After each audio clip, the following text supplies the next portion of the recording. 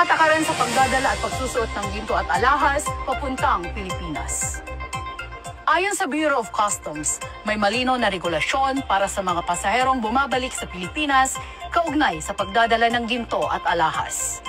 Ang mga alahas na isinusuot sa katawan gaya ng singsing, kwintas, pulseras at relo ay itinuturing na personal use at hindi kasama sa limitasyon ng ginto na pwedeng dalhin.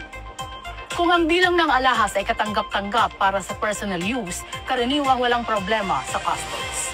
Ngunit, kung sobra-sobra at mukhang para sa negosyo, ito ay maaaring hingan ng deklarasyon o resibo.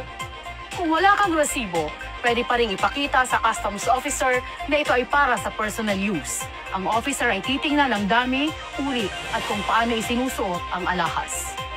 Mahalagang malaman kung kailan kailangang ideklara kung ano ang maaaring maituring na personal use upang maiwasan ang anumang aberya sa customs.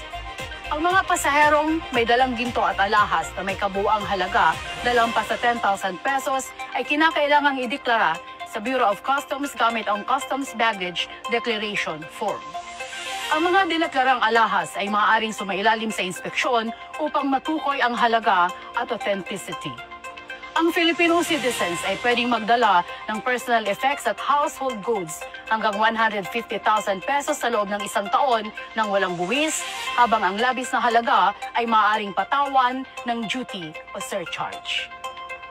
Para sa Spotlight TV Informative News, ako ang inyong tagapagbalita, Arlene Ortiz.